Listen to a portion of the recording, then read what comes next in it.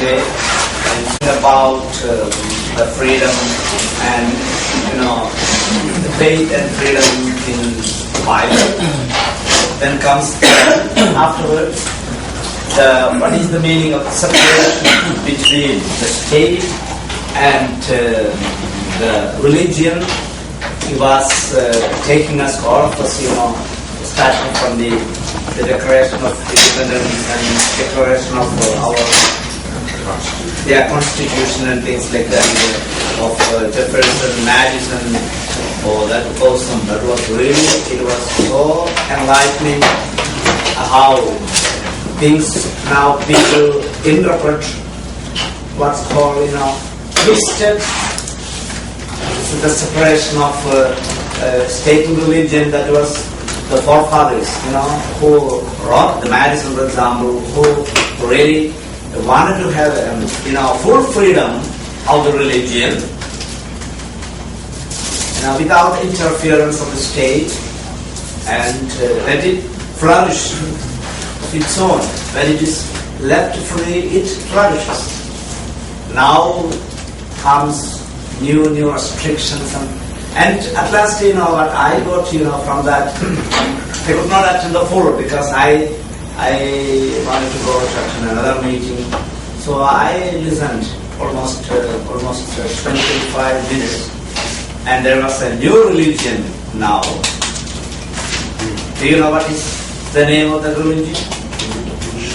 No, statism. Statism. The imposing the state as supreme power over the individual's freedom. It is becoming more and more like religion. We are really so powerfully and dramatically, really, I think it was so much far better than our, the Protestant pastor who, of course, his speaking was also nice. It was good. And Glenn was so powerful. I think all the people really was kind of watching like I once called a drama. He was speaking like so. It was so nice. I really appreciate that. I just wanted to say that. If any time you happen to get that, it's very good to hear it. Yeah, we were talking about how, we were in these last 3 or 4 weeks, we were just trying to read the Bible. How to read the Bible? That was the question we were talking about. Not simply taking the Bible and reading it without understanding, the depth of it, but trying to read the Bible in depth, little more than the ordinary people read. That was the training what we were talking about. So many things we have, for example, I think there are some newcomers and people. So in many of the Bibles, you can see a man's picture, a lion is here, a calf is here, and then an eagle is here. What is the meaning of that? All these things we have explained last classes. So these are some of the symbols meaning to see even revealing some of the nature of the different gospels. We are coming to a little bit what's called this how to read. That was it's all an introductory class. How to read the Bible. We were talking about the language problems, the signs and symbols, and then all the circumstance and history, all these things. So many things we have explained in the last classes. All these things really influenced the formation of the Bible. So when we read it, all these things have to be taken into account. So at least for the newcomers, just summing up, at least we have to understand one thing: God is the author of the Bible. That we know, there is no problem. We have no what's called doubt about it. But what we doubt is sometimes, man's instrumentality. Some people take it Of course, it is God's word, yeah. But at the same time, we have to take into account of the human element in Bible. Human element in Bible. So that's why God is the author, primary author, but at the same time, man is an instrument in the formation of all the books of Bible. So there is an individual author for each book. Even though it's the God is the primary author. Then another thing is, what would be the goal of writing that book? That is also very important. But why that book was written? For whom that book was written? So, and what is the style of that book? That also we cannot simply read the Gospels and the Apocalypse, the book of Apocalypse, just as similar. No, because they are entirely different in styles. So these are the things we were talking. Now just I am taking, we are, almost at this introductory class. I am just, we can't simply go forward speaking about the introduction, what we have to go into deeper, a little more maybe of the special books and things like that. That means take one book and study it a little further, things like that. But just I want to finish this today. I am trying to finish this introduction class on that. So just now, we were talking about typology last time, no? Typology. What do you mean by typology? Typology means it's a kind of finding relation between the historical relation between the Old Testament and New Testament of things, of persons and events. So maybe one person who was a type and the realization comes in the New Testament. I mean, there are many like that. There are events which are types we see in Old Testament, and its fullness comes in the New Testament. There are, things which are types in Old Testament. When it is realized or fullness comes in the New Testament. There are many things. We have also last time spoke about manna, for example. So that was a type, and realization, fullness comes in Eucharist. Manna, no? Manna? The Israelites, were talking about manna or something. But that was a prefiguration of the thing, what is the Eucharist, which is which was going to come in the New Testament. So the Israelites were eating manna, which was a kind of imperfect. That means not, but imperfect means theological sense. That was a kind of a prefiguration of what the New Testament covenant people, would be eating in Eucharist. So this is called typology. There are many things, if we can understand and interpret in that way, this would be a really very revealing and, enlightened. Okay.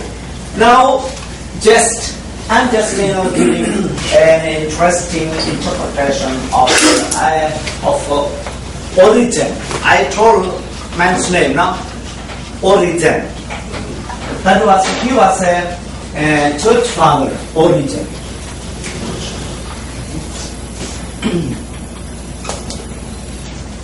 Origin. We could say he was living at the end of 10th century, that is 200 and things, and very, very learned man. We can call him was the first scientific interpreter of the Bible. Scientific interpreter. One of his work, just introducing him, because I just want to how he interpreted the Bible in the in the 4th century, or in the end of the 3rd century. That was so interesting, so revealing, so just this man, he made a work which is called hexapla. Do you know what you mean by hexapla? 6-fold Bible. 6-fold Bible. Just want to, this is not something, for us to learn, but to say who this man was. He just, made a study on Bible. When he was living, there were, different translations of the Old Testament already in Greek translation. So he wanted to make a comparative study of the translations of the Old Testament in the 3rd century. You understand? In the 3rd century. And he drew 6 columns. That's why hexa, 6-fold Bible.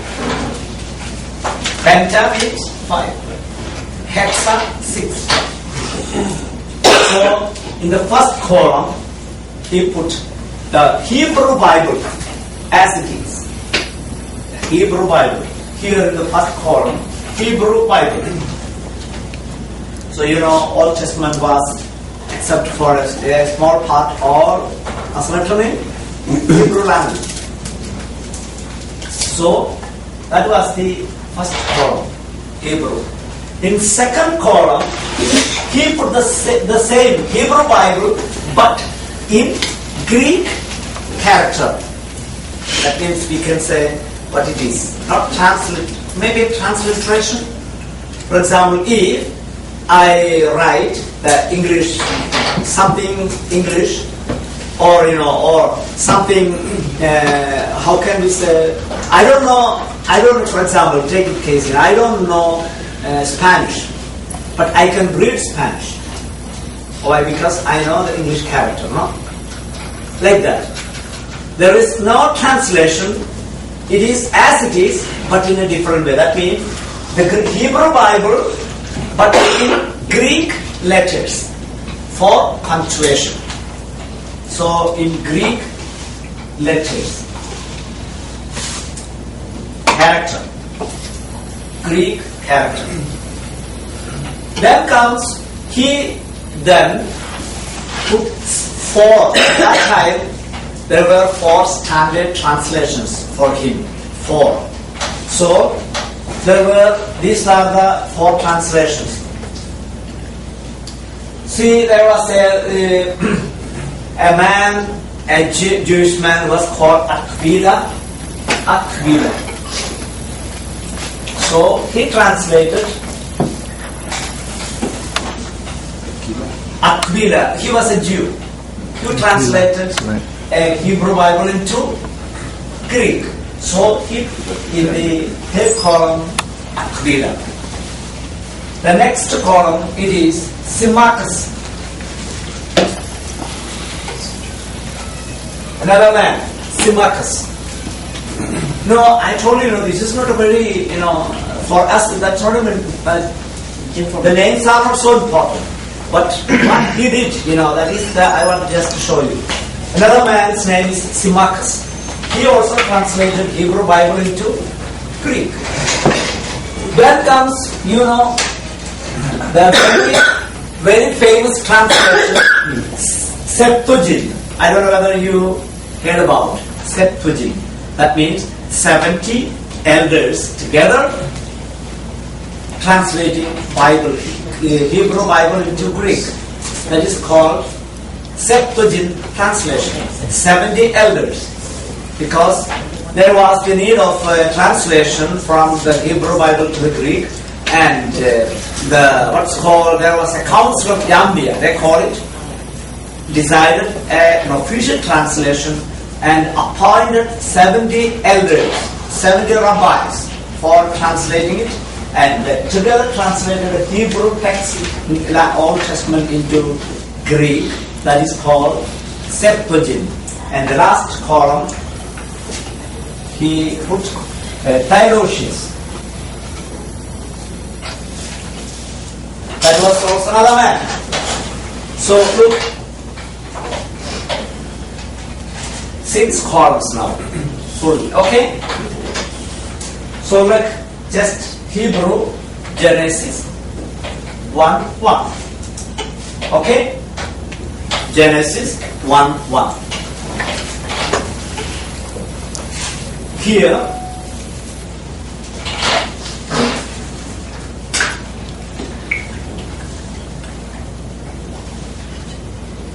Genesis 1:1. He put here the original Hebrew text. The same in Greek character. Then the different translation, 4 different translations together.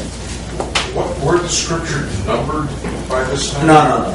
So That was not. do the numbering? No. That was not also. Just that at that time that was not. Even I think there were some kind of what's called one page is taken as it is, one chapter, something like that.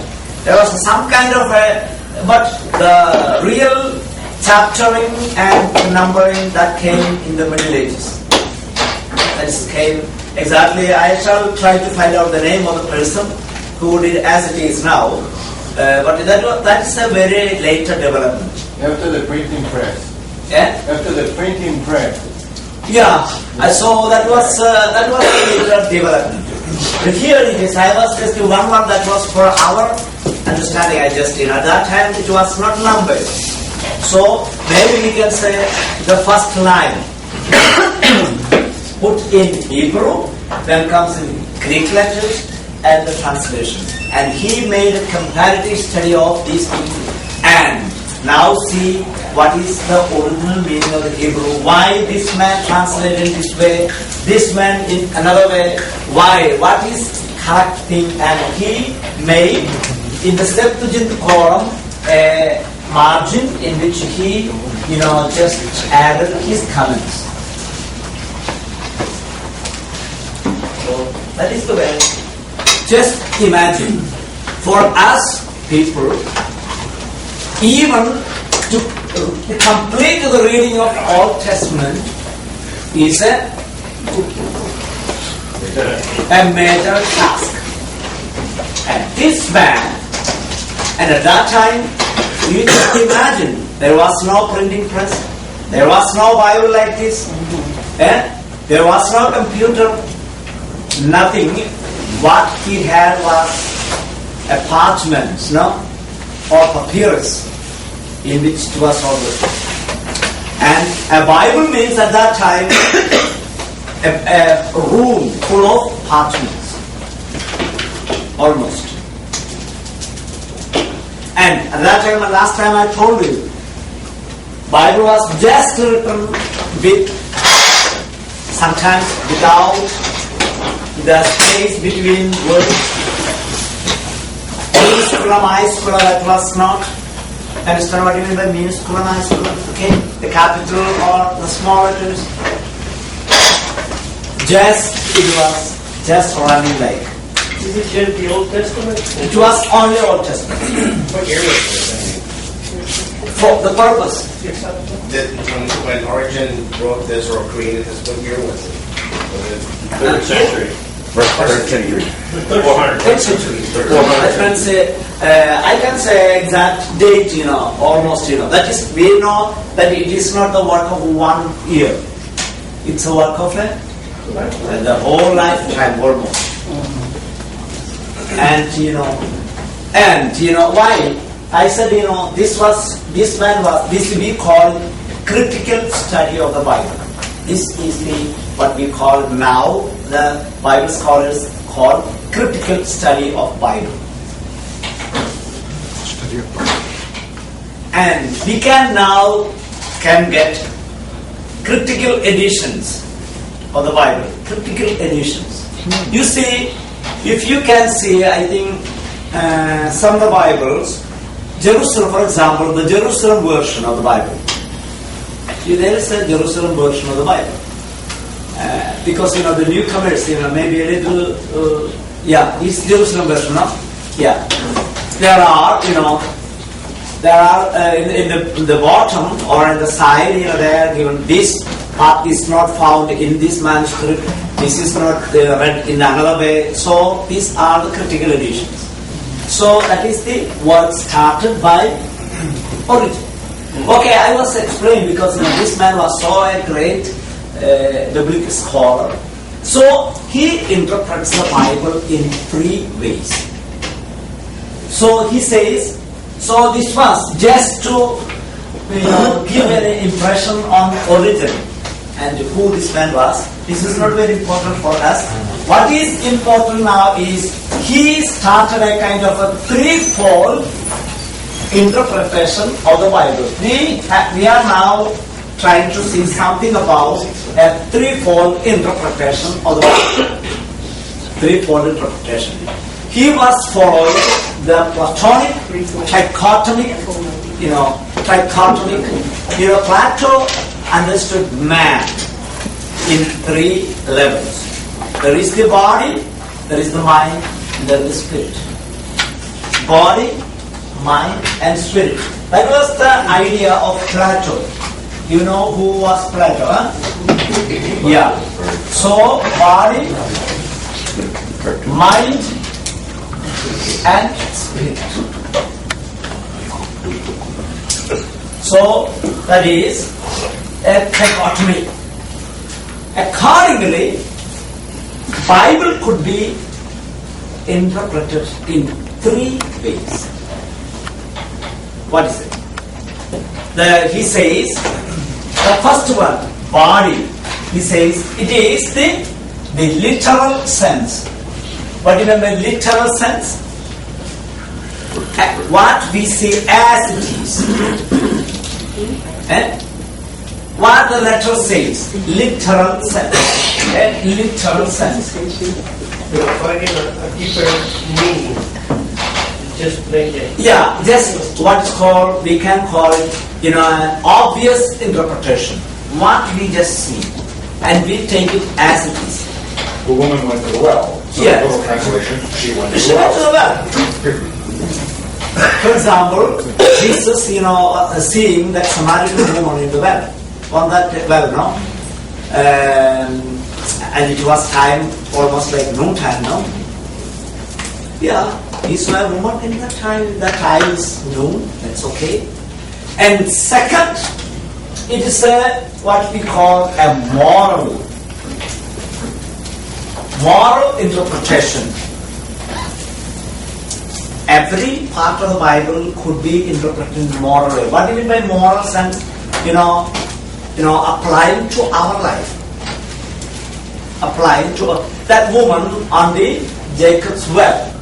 Let us see that Jesus was there, and at that time it was noontime, people were resting, and she was there. So Bible says not so many things. Of course, at the end there is something.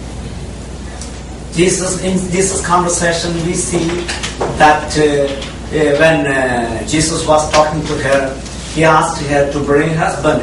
No? Then she says, I have no husband. Then Jesus said, of course, what you said is true. You have no husband.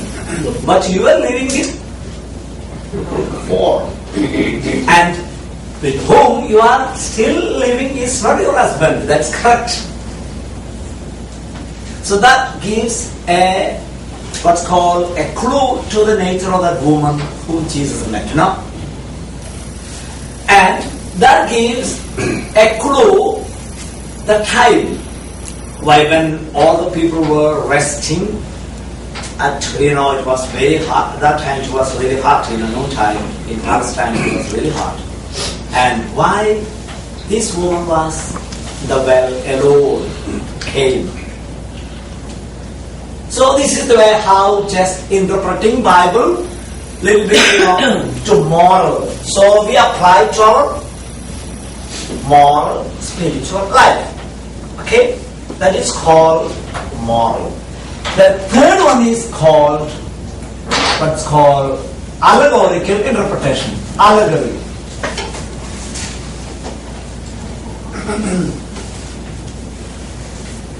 That is a little bit difficult.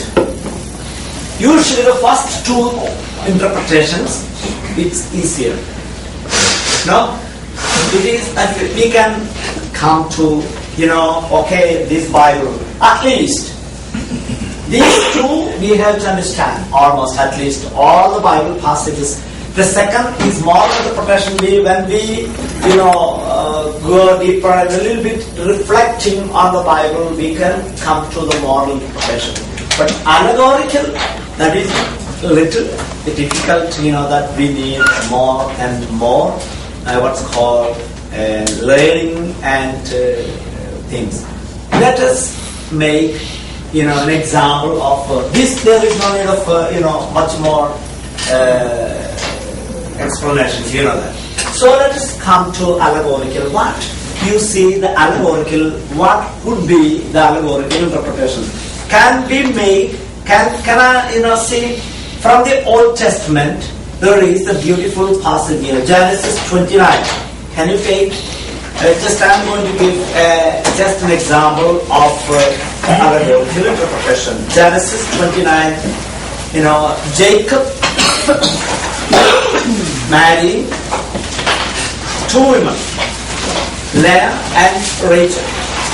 That is the thing interpreted in Genesis 29.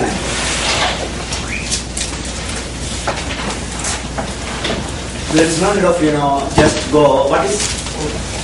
It is there, Jacob comes and he saw Rachel. She was beautiful. And Laban, no? Laban had two daughters, Leah and Rachel. Leah was the oldest, Rachel the younger. Leah was not so beautiful as Rachel. And Jacob came and saw, and of course they were related. And Jacob really wanted to marry Rachel. Then he approached Laban and asked him, asked her to give her in marriage. Then Laban said, no. All that you have to see. In India, I'm just making a digression. In India now what we call is dowry. Do you know what is meant by dowry? When you give your daughter to marriage, you have to give her some of money. In India we have that great, it's my God. But here the other way. If I give my daughter, you pay me. That was the thing Laban asked him. I cannot simply give you Rachel. So between them there was an agreement. Okay. And Jacob had nothing to offer. So he agreed 7 years work for Laban. Okay. And he worked 7 years. And after that, at the end of 7 years, Jacob asked Laban to give Rachel in marriage. Then he said, okay, we shall do it. So marriage celebration was arranged. Everything was set. Marriage, that today is the marriage. And what happened? The Laban gave him and Jacob so much of wine, and he was a little bit drunken, and Jacob was led to the tent in which he would sleep with Rachel. That is the marriage ceremony. You sleep with your wife. So people are invited, and they were having a celebration. Everyone was taking wine and things like that. And the last ceremony and what's called the consummation of the marriage. So sleep with your wife. And Jacob went to the tent, sleep with his wife, and in the morning when he woke up, in the bed was not Rachel. What's it? Who was sitting in the bed? The sister, Rachel's sister. He was so furious. What is it? Then he ran to Laban and asked, what did you do? What did you do? He said, I did what I had to. In Israel's tradition, no, a younger woman will not be given. First of all. Secondly, it was your duty to look who was your wife.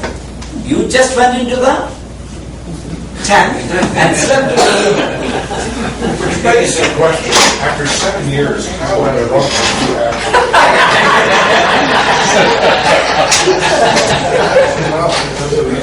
I've always wondered about that. And if you were that drunk, never mind.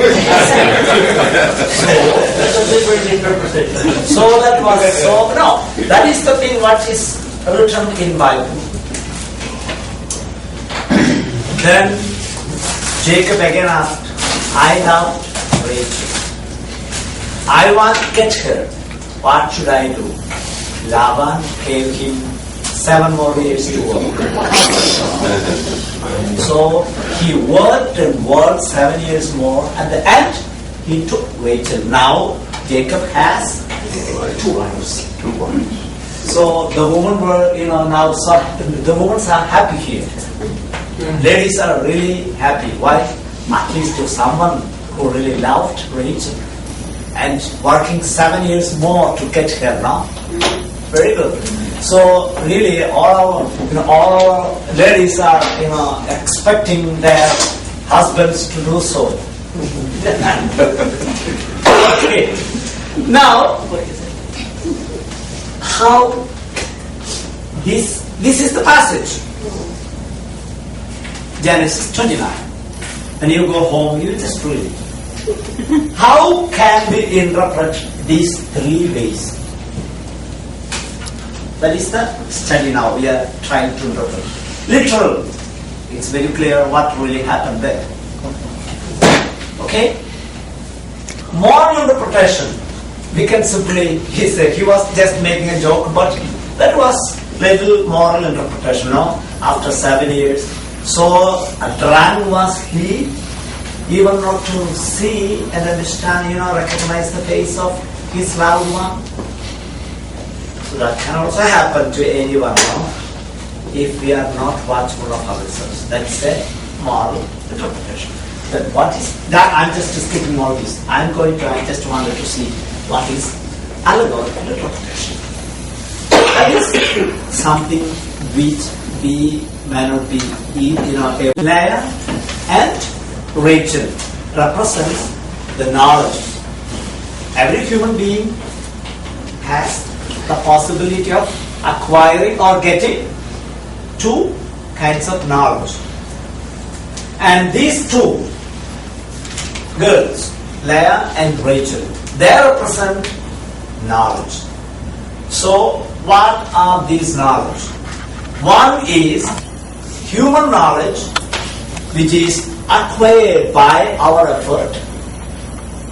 Another is wisdom, we call it, or inspired knowledge by God, which is given to us.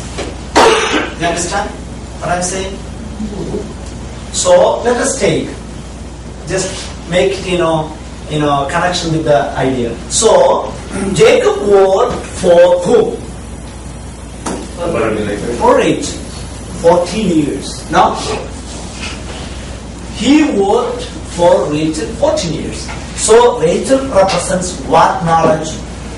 Wisdom. No. Human knowledge. Because why Rachel was given? Because he worked and he acquired, no? Rachel.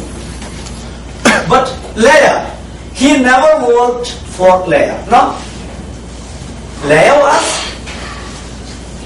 given to him without his effort.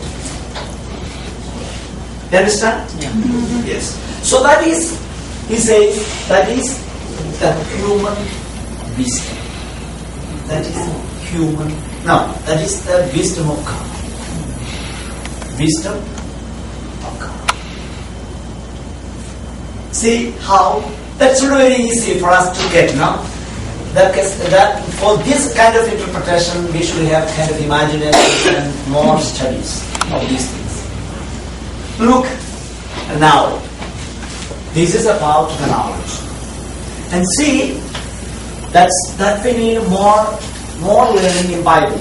If you read further, you can see Leah was blessed with God, not Rachel, not so much. Even though Rachel was the preferred one for Jacob, all the sons were born from Leah. Only, I think, Jacob had 12 sons, you know that. I think from Rachel, he had only, I think, one, Joseph. But all others, of course, Leah bore him enough children. And Judah was born from Leah. And from Judah came, see, from the tribe of Judah came Christ. Jesus. Understand? And also David came from the stem of Leah, because she was a God-given gift to Jacob. While the other one, Rachel, was what's called Jacob acquired by his own effort. He acquired. So in order to interpret like this, you have to know more about the biblical context and studies, things, stories. You have to know more about these things. And you see, interesting to note, Leah, because Leah was not so beautiful, as I told you, God had sympathy with Leah, and she bore Jacob sons, and Rachel was so envious, and she wanted to have some sons, some offsprings. In the first she could not, and then she offered him her maid, and then had children. But later, God had sympathy with Rachel also. She bore also a son, Joseph. That's why you see, Jacob had a special love for Joseph, because he was seeing more love with Rachel. And the one who was born from Rachel, he loved him more. So this is the way, allegorical interpretation, allegory. That means a kind of a different way of interpretation. So see how a part of the Bible we can interpret differently. Now, another example. Let me ask you another example.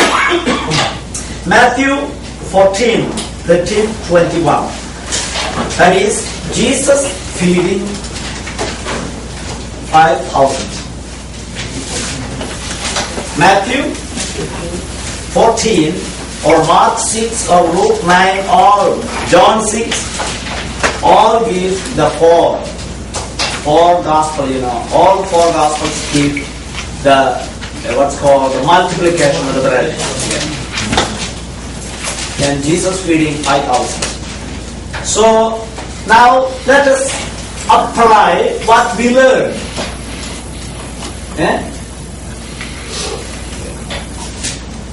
Now let us apply.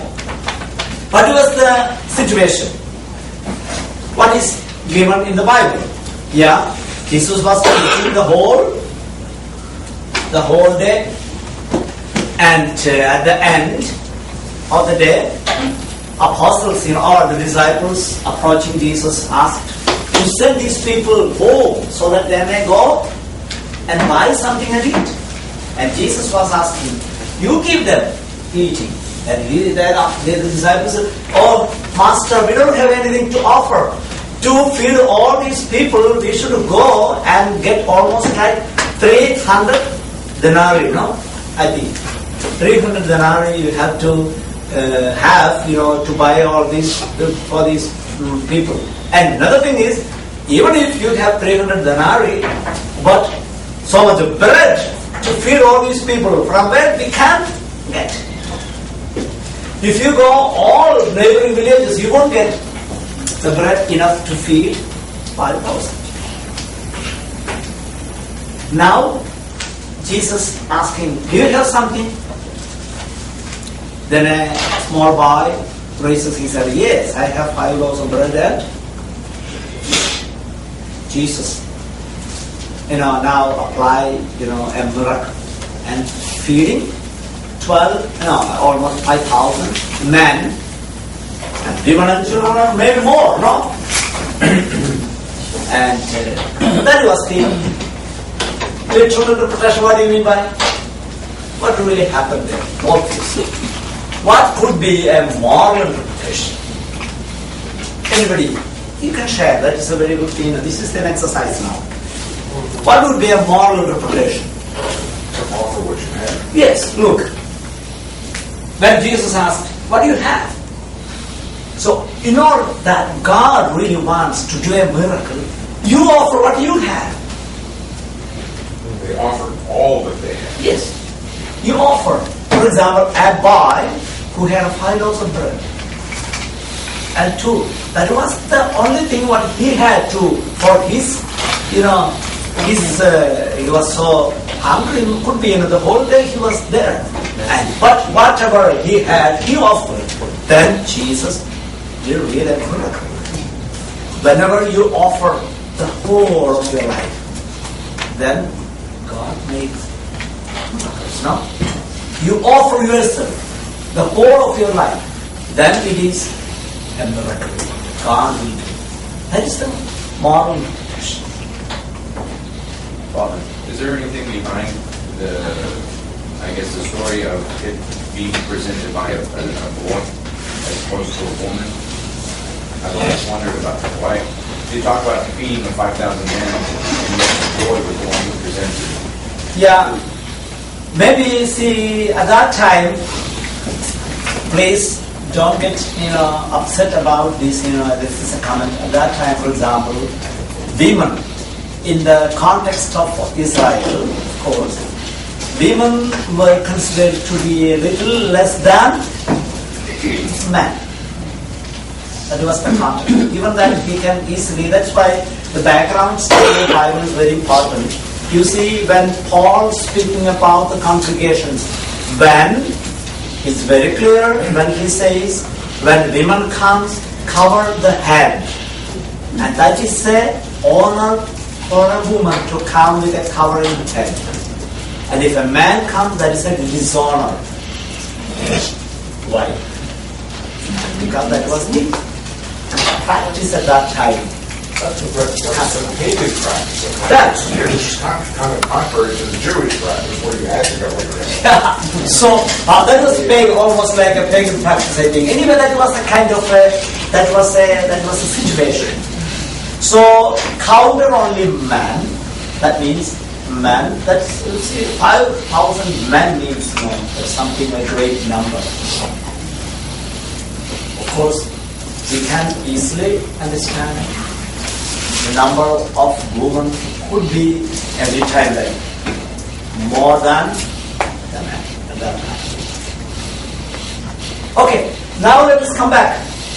So moral interpretation, we can add up to moral interpretation many things. We have seen some of these, keep thoughtfully.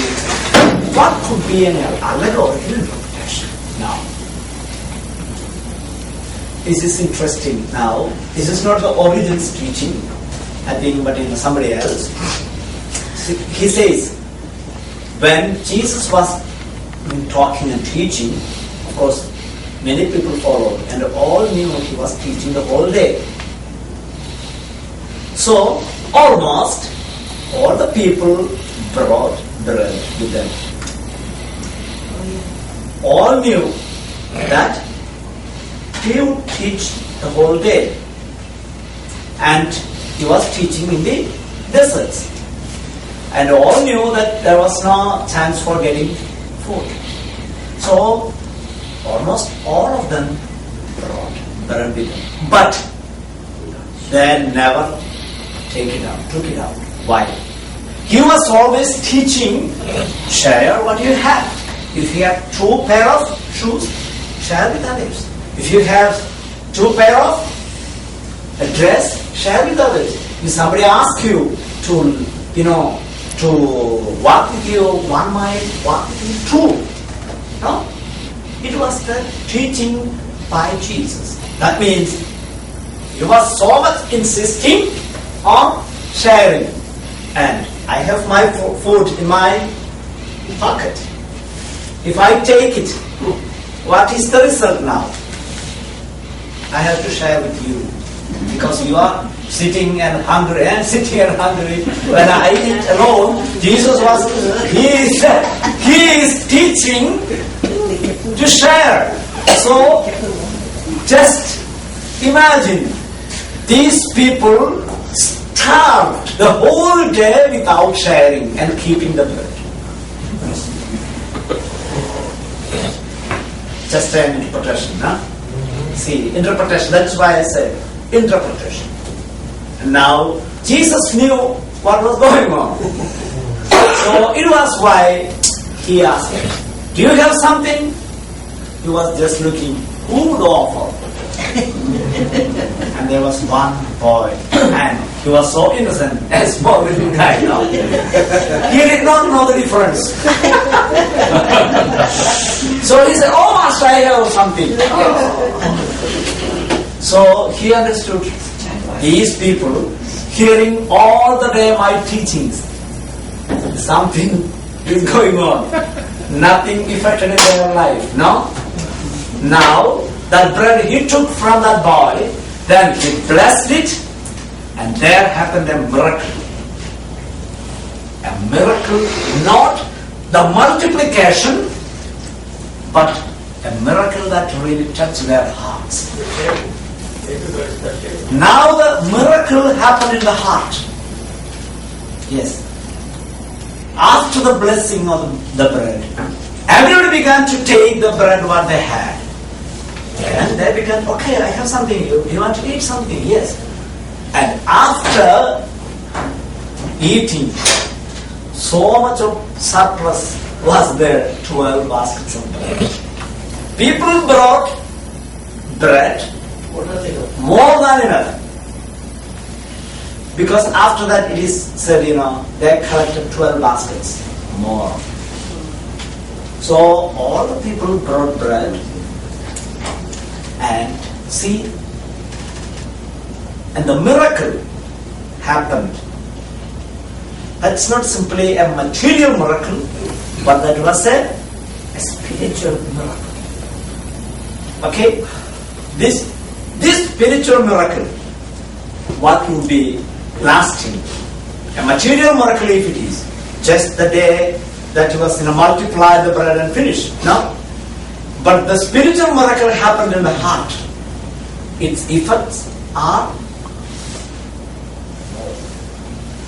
you see, some of the teachers, some of the here, some Protestant, I don't know, whether we have the Catholic, places, some of the retreat preachers or some kind of masters of speakers, performing healing services and people claiming I had a miracle in the service. No? The most of these things happened outwards. That means a miracle happens in the heart, not in the body maybe. But after when a miracle happens in the heart, that effects come to the body. For example, if you have a chronic headache, the problem could be something else behind. What was? Could be I could not in stressful situation or anything, something like that made my headache, and I began to trust in God, and now the stress is over, finished. Then comes the healing. When the stress is over, my headache gone. So this is somewhere, another interpretation, no. Only thing is that when we have to say, when the allegorical interpretations, there is problem, we have to be very careful in that sense. See, when we allegorically interpret, we have to insist more on it is an allegorical interpretation. It should not be against the literal interpretation. Should not deny the literal interpretation. So, for example, the breads, the multiplication of the bread. When I say this allegorical interpretation, it goes almost a little in contradiction with the literal interpretation that Jesus materially multiplied the bread. So the question is, what really Jesus did? We cannot simply deny the literal, because it is written in the Bible, He multiplied the bread.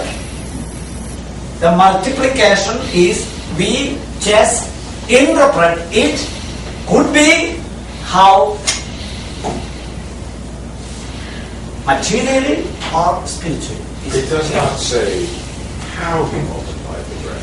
Yeah, that's the way, that's why. He could say some magic trick or So that's why, here it is. Some people very clear, literally they may take, he multiplied the bread, what's called, materially.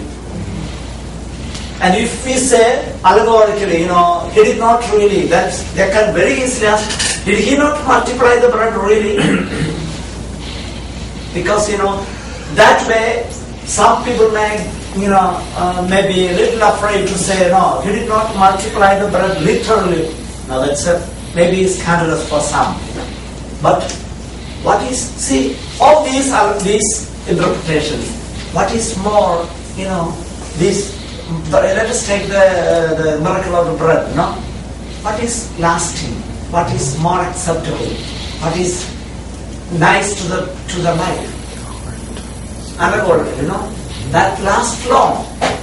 He, after that, the miracle of the heart, he shares them the whole life. What a beautiful revelation after being taught all my life that changes to the heart. And the other thing too, for every person in that crowd that was guarding their loaf of bread, standing up and offering that bread to an enormous crowd violated their common sense. Yes, look, that's a very good thing, Here just 5 loaves of bread for offering to all these people of 5,000. That is something against common sense, no? And it also goes to the difference between human knowledge and wisdom, God's wisdom. So, this is how we try to interpret the Bible. We have to see this the way how we can interpret. I was just teaching you one method of trying to interpret it. And if I could just have one comment. With what we just discussed right here, you realize we connected two stories that are about 2,000 years apart. Look, see, maybe more. But in the little part, another passage where Jesus says, you're not following me, or you're following me because I give you food. Yeah. See, after that, see, don't follow me because I offer you food. Huh? It comes later. These people were looking after him because he eating. Some people were looking after him, if we go with him, okay, bread is free. That's still the case, brother.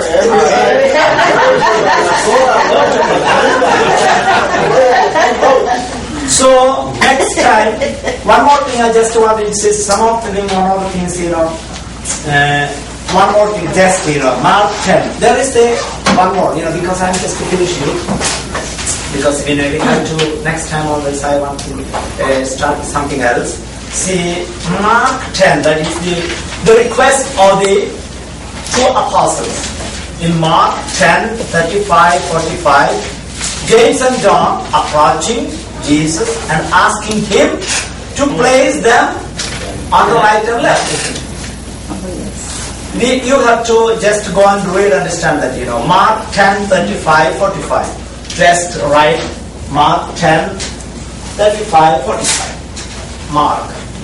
In Matthew 20, chapter 20, 20 to 28 verses.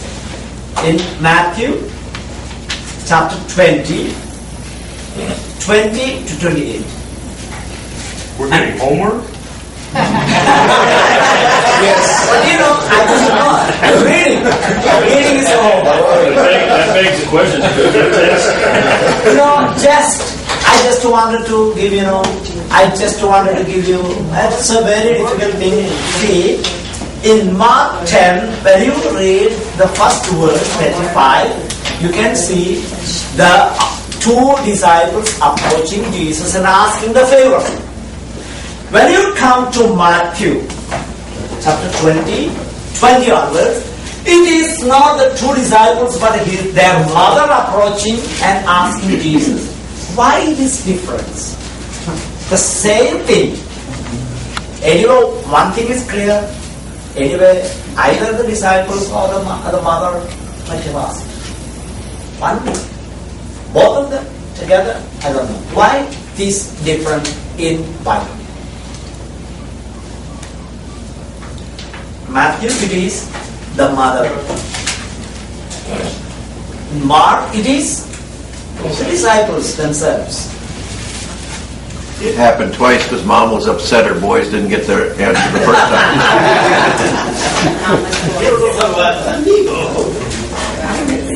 You just compare and just see. Why? Because there is a reason behind. There is a reason behind. The reason is this: Mark, which was written first, than Matthew. He was really giving the account. And it was there these two disciples came and asked Jesus. That was the thing most probably happened. In Matthew, it's a later version, and by the time when Matthew was writing the gospel, already these two disciples, they were the apostles. And they had already earned the title of apostles, the 12, who were respected among the Christian community in a higher level. Apostles of Jesus. So he was the mother, so we don't blame us. Yes. So Matthew put their request in the mouth of their mother. So that, asking a favor like this, the disciples to Jesus, it's a little. Say like, she was a woman, she didn't know what she was doing. Not that. Yeah.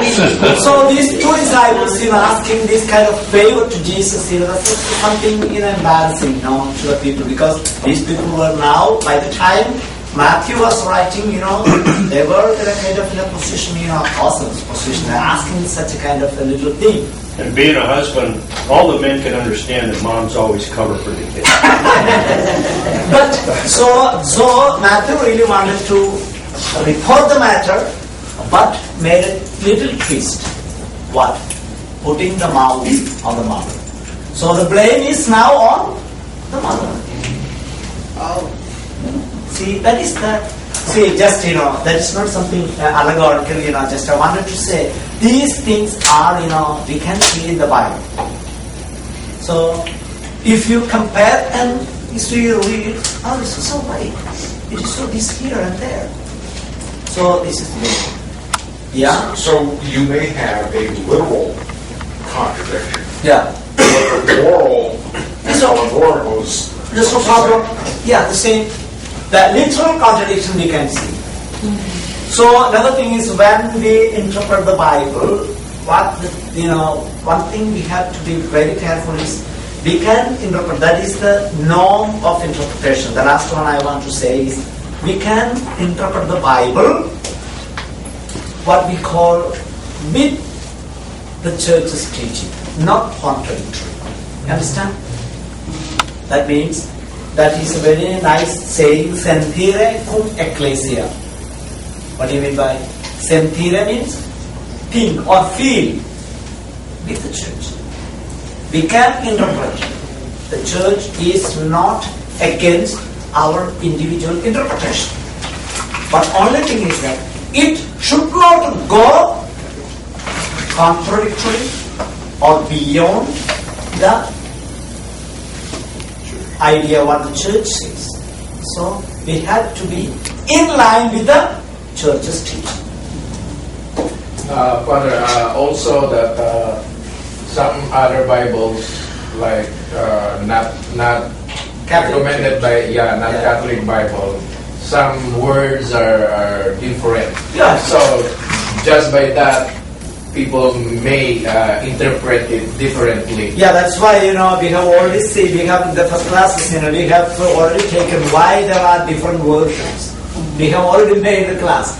Why there are different versions of the Bible, how it happened to be. And if we don't know what Bible we are using, it can be very misleading.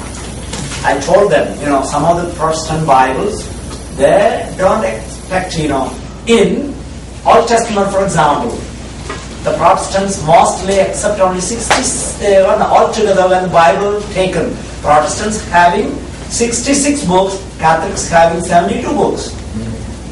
And even in the Gospel, most of or some of the Protestant groups, they just, leave the 21st chapter of John.